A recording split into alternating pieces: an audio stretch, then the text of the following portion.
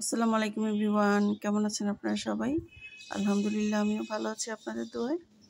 আজকে আমি আপনাদেরকে খুবই মজার একটা কুমড়ো পাতার বড়া বানিয়ে দেখাবো। সেটা হলো কিশোরগঞ্জ বা নরসিংদী এই অঞ্চলের মানুষগুলা খুবই পছন্দ করে এই চাপা শুটকি দিয়ে কুমড়ো পাতার বড়া।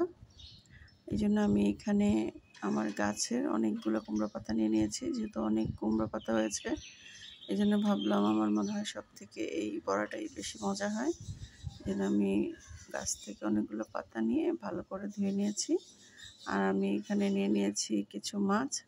আমি এখানে কাটা ছাড়া মাছ দিব, আপনারা চাইলে শুধু চাপা শুটকি দিয়ে ওটা করতে পারেন।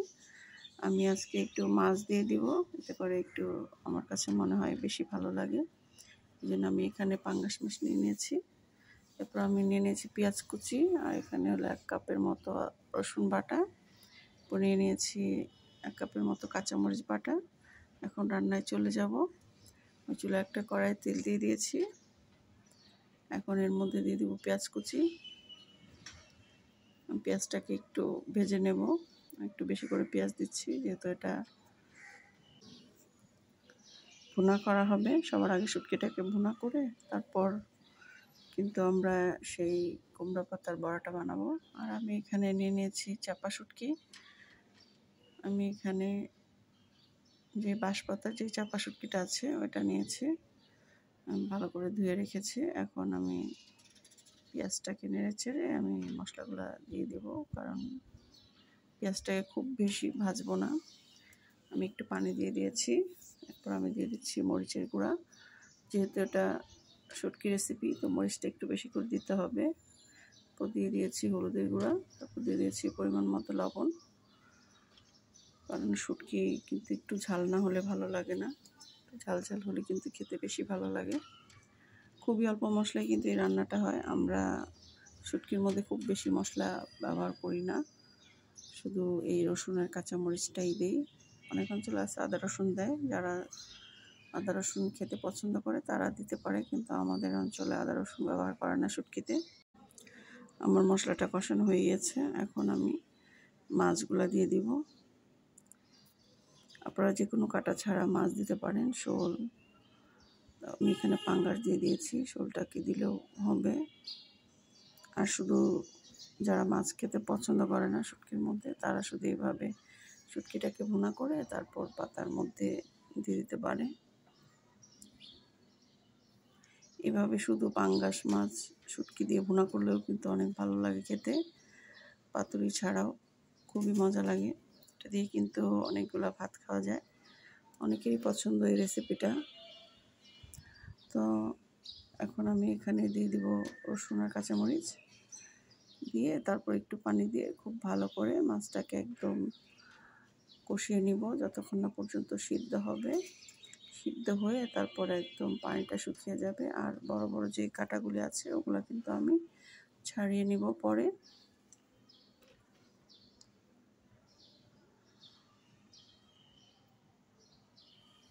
এভাবে ভেঙে মাছগুলোকে ভেঙে আমি কাঁটাগুলোকে ছাড়িয়ে নিব। এরপর আমি বড় কাঁটাগুলো উঠিয়ে রেখে দেব। আপনারা চাইলে এইভাবেও খেতে পারেন। আর যেহেতু আমার গাছে অনেক কুমড়ো পাতা হয়েছে, এর জন্য আমি এই বড়াটা একটু বেশি করে বানিয়ে ফ্রোজেন করে রাখবো, যেন যখন ইচ্ছে তখনই বের করে খাওয়া যায়। আমার হয়ে গিয়েছে, পুরটা রেডি। এখন আমি রান্নায় চলে যাচ্ছি।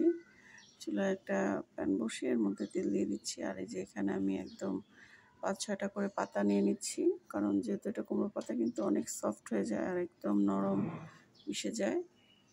তো একটু বেশি করে পাতা দিলে কোনো সমস্যা নেই। তো এতে এভাবে মুড়িয়ে কোনো পাতা টাতার প্রয়োজন নেই, শুধু এভাবে একটু নিচের দিকটা ধরে রাখলেই হবে চাপ দিয়ে, তারপরে একদম সফট হয়ে যাবে। ঠিক একইভাবে কিন্তু আমি সবগুলা কুমড়ো পাতার বড়া বানিয়ে নিব। আর এটা খুবই মজা। এই শাকটা কিন্তু একদম নরম হয়ে যায়, মাখালে কিন্তু একদম ভাতের সঙ্গে মিশে যায়। এই জন্য কিন্তু এই কুমড়ো পাতা দিয়ে বড়াটা বেশি ভালো লাগে খেতে। তো এই তো আমি এভাবে করে বানিয়ে নিয়েছি। তো সব তো বানিয়ে দেখানোর দরকার নেই, এভাবে করে সবগুলাকে শুধু এভাবে ভিতরে দিয়ে দিয়ে আমি ভেজে নিয়েছি।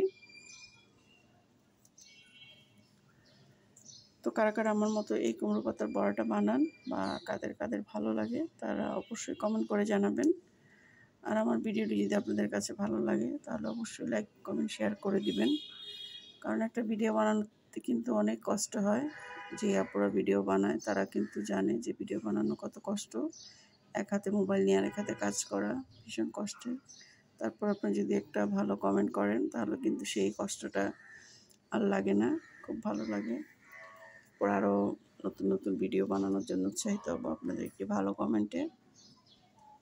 তো এই তো আমার ভাজা হয়ে গিয়েছে, এখন আমি এই যে এ পর্যায়ে তুলে নিচ্ছি।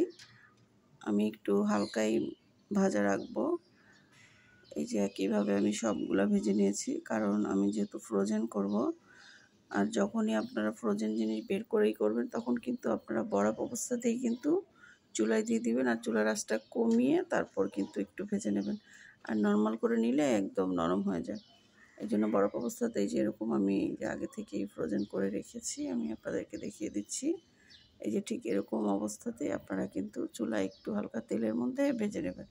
চুলাটা কমিয়ে তারপর রেখে দিলে বরফটা একদম গলে যাবে।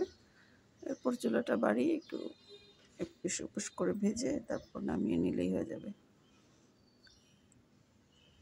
এই যে দেখতেই পাচ্ছেন কত সুন্দর আমি একদম আগে থেকে ফ্রোজেন করে রেখেছি। এই এখন যেগুলো ভেজেছি এগুলো আমি এরকম করে ফ্রোজেন করে রাখবো। তো যখন শুটকি খেতে ইচ্ছে করবে, সবসময় শুটকি তো আর বানানো যায় না, শুটকি বানানো অনেক ঝামেলা, অনেক কষ্ট। তো যখন মন চাইবে তখন দুইটা বের করে শুধু গরম করে খেয়ে নেব।